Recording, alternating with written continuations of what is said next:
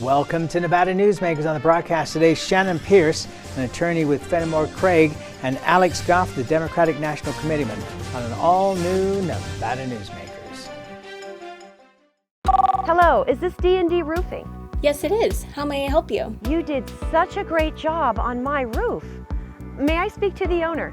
I am an owner. Oh, can I speak to your supervisor? Sure. How may I help you? I love your work. May I speak to the owner? I am an owner. We're all owners. Well, that's why at D&D we work so hard to keep your home safe and sound. Oh, no wonder. D&D Roofing and Sheet Metal. Local, employee-owned, here for you. Retail's impact on Nevada's economy? Enormous. 8,600 businesses, large and small, employing 145,000 workers. And last fiscal year, retail paid tax on nearly $60 billion in sales. We're the Retail Association of Nevada. We support retail, we help it grow, and we mean business. RANNV.org. Take a look at Pro Group Management and see how your workers' comp requirements can be met head-on. By taking a proactive approach, Pro Group can assure that your company is meeting or exceeding state and federal standards. As you move forward in your industry, Pro Group moves with you, simplifying regulatory tasks, clearing the way so you can get the job done and look to your future success. Pro Group Management, workers' comp that works for you. Early in the morning or throughout the night, professional truck drivers are on the job, serving you, safely moving freight that's crucial to our economy. From the oldest industries to our newest innovators, from the exotic to the everyday. Trucks are everywhere, moving everything. Never afraid to embrace a future that makes Nevada and our nation stronger. Trucking moves America forward. This is Nevada Newsmakers with host Sam Shad, a no-holds-barred political forum. Now, from the Nevada Newsmakers broadcast headquarters, here is Sam Shad. And back on Nevada Newsmakers, we're pleased to welcome back to the program Shannon Pearce. She's an attorney with Fennemore Craig, specializing in employment and labor. Pleasure to have you back on the program, not so much because of the circumstances. Well, thank you for having me. You're welcome. And we're taping this on the morning of Wednesday, March 18th, so it's the day after the governor has made his statement about shutting down all non-essential businesses in the state. Give me first your reaction to that. It's going to be tough on employers for sure. I mean, we have businesses out there that are struggling to make ends meet as it is, and now not only are they going to have to continue to pay the light bill, but they're going to have to put their workers out on leave for, potentially 30 days, potentially longer. And what does this mean in real terms? I mean, are you looking at, because let me back up a second. So the federal government is saying that they're putting together a plan. Congressman Amodei was saying potentially $1.2 trillion, which is an unfathomable amount of money. But yet, businesses are going to have a very hard time applying for loans when they're already teetering on the edge. How do you think this is going to work? Well, I think we're going to have to take a wait-and-see approach. I mean, not only is the federal government trying to put together the federal stimulus package, but also the House passed the Paid Family Leave Act, which contains not only general paid family leave, but also emergency family leave. Now, there is a carve-out for portions of that to be reimbursed for small employers, but portions of it aren't. So if we're asking businesses not only to shut their doors and stop their revenue, but also pay for employees to be out, that is going to be potentially catastrophic. Where do you, okay, so is this going to be, and I'm not being rude when I ask you, this is just a simple question. Is this going to be a field day for lawyers and lobbyists here? Because you have blanket statements from the federal government, blanket statements coming from the states, and it seems like, one of the responses has to be battles in the courts. I'm going to say yes and no. I mean, I think the legal community is trying to support businesses around here by offering, certain free services. There are firms, including mine, who are putting on free seminars to just get people basic information about what to do right now. So there are definitely lawyers that are trying to not just take an immediate profit off of this. No, honestly, I didn't mean it like that. Sure. What I meant was that as businesses come under these rules, that they are going to seek relief, and if they don't get relief from state or local or federal government, that they're going to have to file lawsuits to be able to maintain the ability for their businesses to survive. Oh, yeah, and that's where I was heading next. I think that those lawsuits are coming, as well as lawsuits from employees trying to figure out what their rights are during this time. And we have a situation right now that implicates so many different employment laws, from OSHA to the ADA to maybe WARN to all sorts of different laws, where we're all struggling as a community to figure out how does a pandemic like COVID-19 interplay with the laws we already have in place. What happened in previous pandemics or extreme viral cases, H1N1, the swine flu, others like that? Did we have any kind of situation like this? We didn't have as much litigation as I think we'll see this time, simply because H1N1 did not lead to shutdowns like we're seeing here. That said, the EEOC and other agencies did put out guidance back in the H1N1 days that are guiding us now as to what employers should do. The call has been to shut down businesses mainly that deal with large quantities of people, so casinos, bars, restaurants, etc. But other businesses are being allowed to continue on because they don't have that many people, or their back office, attorneys, for example, accountants.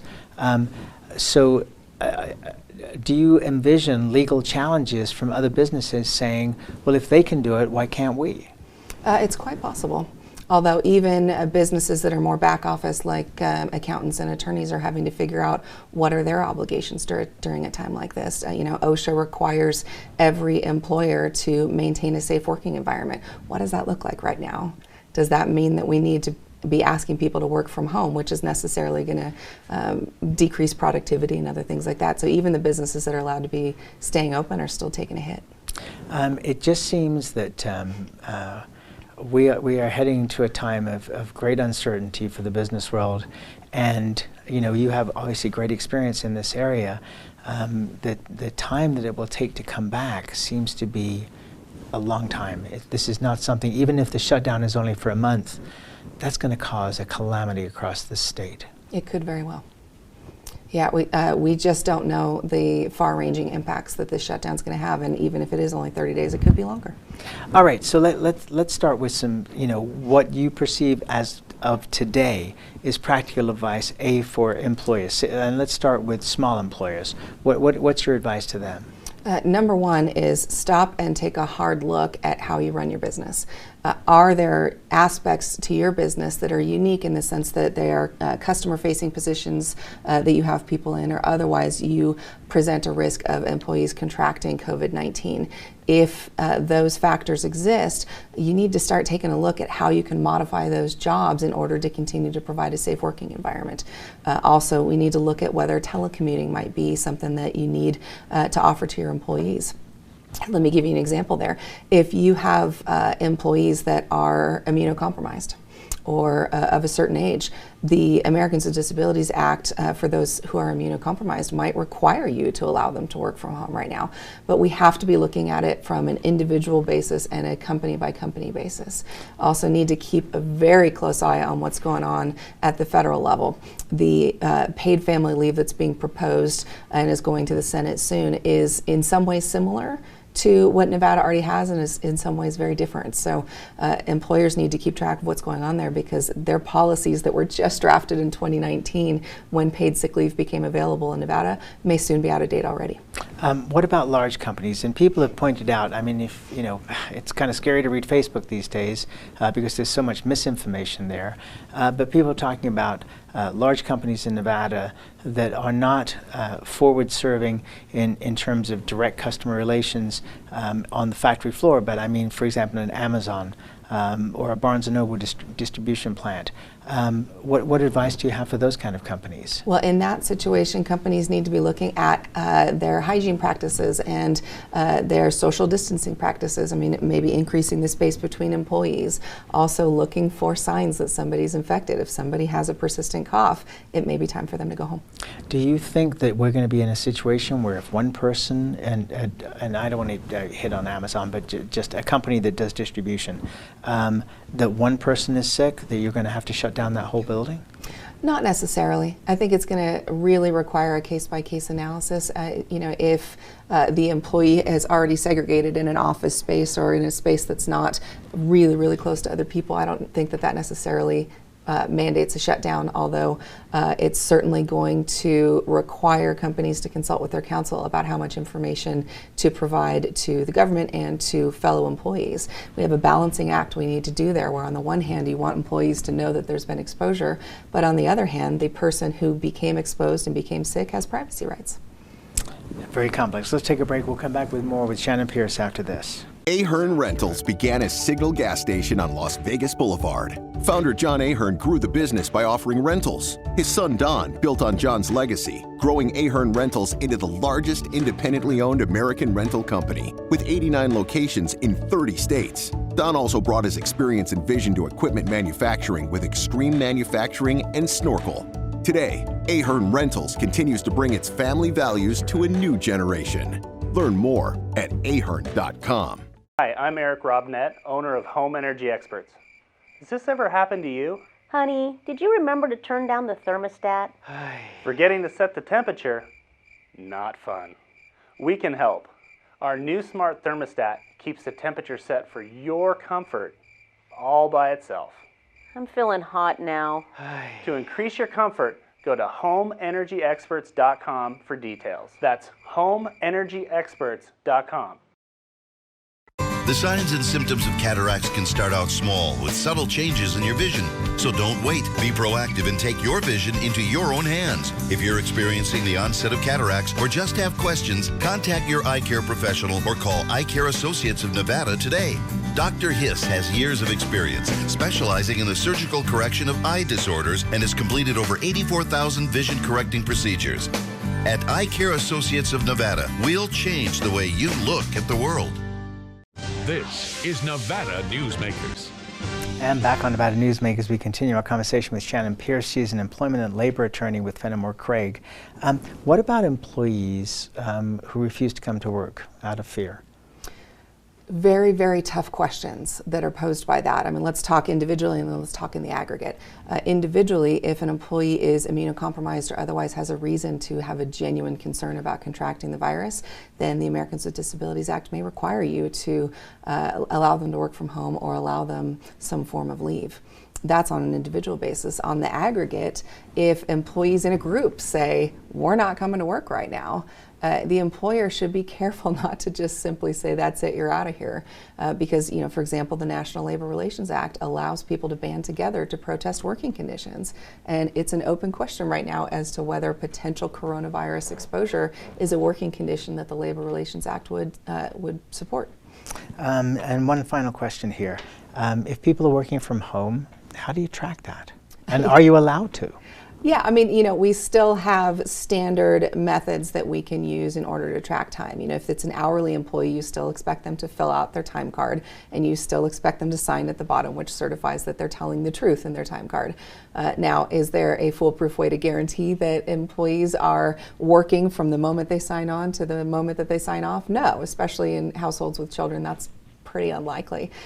So in some senses, it's going to be a mutual trust scenario.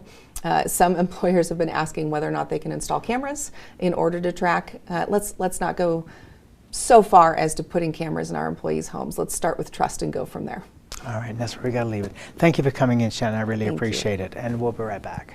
Dimitri Prine here for Design Outdoor. At Design Outdoor, we specialize in all hardscapes, pavers, and walls you'll need for everything, from wonderful small yards to full-blown outdoor living. And we only refer the best contractors to make your vision a reality. Our store and backyard are located at 11600 South Virginia, just north of DeMonte Ranch Parkway. Visit designoutdoor.com or call us at 851-9499. I'm men's rights attorney Marilyn York, and because I represent men in all family law matters, women often call me gender traitor, woman hater, and even disgusting. So why represent men and target myself with these offensive monikers? It's simple. Children with fathers in their lives are 6 times less likely to drop out of school, 15 times less likely to go to prison, and 5 times less likely to commit suicide. So ladies, you can hate me, but please love your children more than you hate their fathers. Hi, I'm Dave Newman. Remember me? I used to be the house detective, and now I'm a realtor full-time at RE/MAX Realty Affiliates. A lot of people ask me, how's the market? You know what? It's fantastic. If you're even kicking around the idea of buying or selling, give me a call. Let's talk about it. Call me at RE/MAX Realty Affiliates and just ask for the guy who used to be the house detective, Dave Newman. The signs and symptoms of cataracts can start out small with subtle changes in your vision. So don't wait. Be proactive and take your vision into your own hands. If you're experiencing the onset of cataracts or just have questions, contact your eye care professional or call Eye Care Associates of Nevada today. Dr. Hiss has years of experience specializing in the surgical correction of eye disorders and has completed over 84,000 vision correcting procedures. At Eye Care Associates of Nevada, we'll change the way you look at the world. This is Nevada Newsmakers. And back on Nevada Newsmakers, we're always pleased to welcome Alex Goff back to the program. He's a Democratic National Committeeman from Northern Nevada.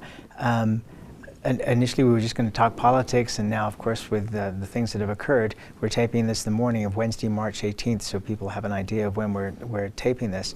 Give me, first of all, your reaction to the governor's statement last night. The governor made a very bold decision last night in deciding to close down businesses that could potentially cause a lack of social distancing, so casinos, bars. This weekend we went out to Midtown to order some takeout, and there was a lot of people congregated in Midtown, and so these decisions make sense on their face, but they're going to have far-lasting ramifications for our economy, and so this wasn't a decision I think the governor took very lightly. You know, information is changing by the hour, and sometimes I joke that what decisions I made 2 weeks ago were probably reckless given what we know now, and so right now, with the governor and our congressional delegation, county commissioners and mayors, they're being presented with information hour by hour that is ever changing, and different decisions are needing to be made to kind of flatten the curve, as they're saying. I'm sure this term has come up a lot of times this week on your show. And so sometimes they may feel like they're acting in a high capacity, but later they may find out they didn't do enough. And so, you know, I think the governor made a very bold and strong decision last night, but I think it may not be the last decision he has to make. We've been talking on the program so far about big communities like Las Vegas and Reno, but you've been in conversation with our friend Daniel Corona, who is the mayor of West Wendover. What is he saying about the effect on his community? So, I mean, the one thing that, you know, he's brought up is testing. There is not testing available, especially in communities that far-reaching. You know, one thing that I think about for a community like his is an issue he's always advocated for is health care. A lot of times throughout this presidential conversation, we talk about demand for health care, and obviously a pandemic is going to cause a lot of demand for health care. But now I think we're having the right conversation, which is supply of health care. And so we're looking at how to deploy things like ventilators and how to create more supply for health care. And so I hope after this is a conversation we continue to have, because a community like his, there's a demand for health care as well, but if you issue someone health insurance, that's not going to be any good. And so there needs to be, I think, further conversations even after this about supply of health care. And then, you know, decisions that he has to make as a city on an hour-by-hour basis. And like I had just said, you know, is he being bold enough in this moment? And, you know, I told him about, you know, in the military, we were taught the OODA loop, right? Which is orient, look at the problem, and then you orient, observe, direct, and then you act. And so having a decision-making process is important. I think we saw yesterday the mayor, you know, she was... Mayor of Reno, you're talking Mayor of Reno was criticized for a decision she had made, right? Which I think was the right decision. But it was the process maybe and where she came to that decision and notifying others that she had made that decision. But they don't give you a playbook when there's a pandemic. But you certainly still have to fall back on strong decision-making technique or practices. So, and the other thing about West Wendover is that it's a community that entirely relies on gaming and the majority of its business coming from Utah, that's completely shut down. Absolutely. I mean, that was the conversation he had because they actually fly people in from Utah to go to their gaming, their casinos. And so many people are relying on those casinos to pay their employees on a day-to-day basis, and now they're going to be shuttered for what looks to be 30 days. And so what a hit that's going to have to his city just generally is something that, how would you even begin to navigate that? And so it's something he's still trying to wrap his head around, but I mean, again, how could you even begin to navigate that? Let's talk about politics here. It seems that since Joe Biden's win in South Carolina, that the election on the Democratic side has been pretty much over. It looked different before Nevada, didn't it? It certainly did. What are your thoughts, and what is the ability for the Bernie Sanders voters to now coalesce around Joe Biden? Is that even possible? Absolutely, I think that's possible. I mean, listen, right now it's very tough to think about and make political decisions, and I think the candidates are trying to navigate this as well. You know, we have a number of local elections as well and local primaries that are going to be very heavily contested. But I think that it's important for Joe Biden to continue to work within his channels to ensure that people, not only from the campaigns that have dropped out, but from Senator Sanders, to ensure those people feel comfortable voting for him in November. And you know, it's hard to fathom Senator Sanders continuing to stay in, considering the delegate lead is so substantial now on Joe Biden's side, and it certainly didn't look like that prior to Nevada. The conversations post-Nevada, I think, was this unstoppable Senator Sanders juggernaut, so that changed very quickly. And so throughout this pandemic, lack of understanding, social upheaval, we have to somehow figure out how to coalesce the party and win an election, but that seems like such a forethought. But it's still, you know, elections still have to happen. I was very concerned with what I saw out of Ohio about them delaying the election. The primary, yeah. Yeah, the primary. I mean, these things have to still continue to happen. And so I don't know where it would rank on an elected leader's list of decisions they have to make, but it's a decision they have to make. We have to still carry out the functions that are vital, and I would consider an election to be vital, but yet still keep people safe. And so, you know, again, you know, we send men and women to combat every day. And so those are tough decisions that are made on the ground, and you can make the best decision and someone may still pass away. And so these are the type stressors and pressures that are on our elected officials right now.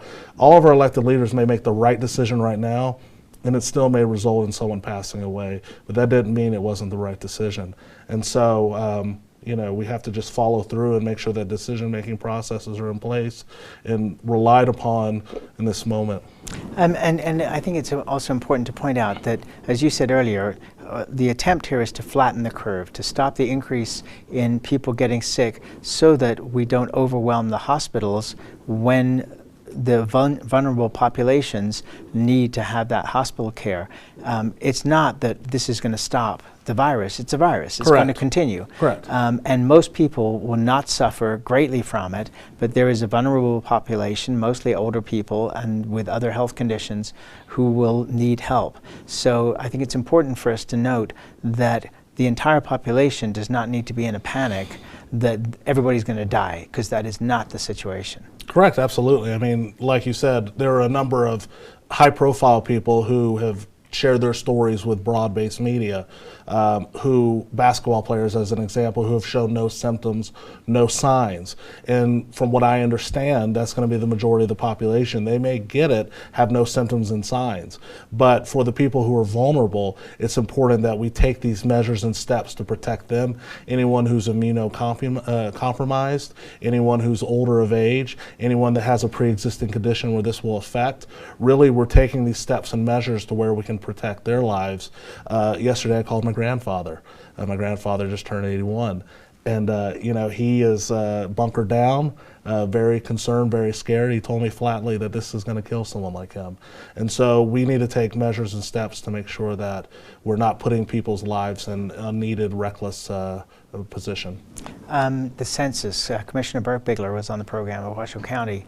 Do you have concerns about the census as well as in regards Nevada? Absolutely. I mean, I think that right now we have to be concerned about a number of things. Voting I brought up earlier, but you just mentioned the census. You know, Carrie Dermick, who's leading the census outreach for the state of Nevada, is someone I talk to regularly, and how to do outreach in this time where you can't have people congregate because you have to maintain social distancing. How are you going to, a lot of the things they had in place, which were posting at a position where a lot of people go publicly to be able to take the census on a community laptop, well, those things are out the window now. And so how to ensure that everyone is counted that way, so we receive our federal funding and we receive an accurate count, so that way we can properly analyze and make decisions moving forward for the next 10 years. These things are very important, but it's leaders in this time need to concern, I think, with their vector of fire, right? Make issues aware, make people aware of concerns that they have, but trust that people whose position it is to concern themselves with it.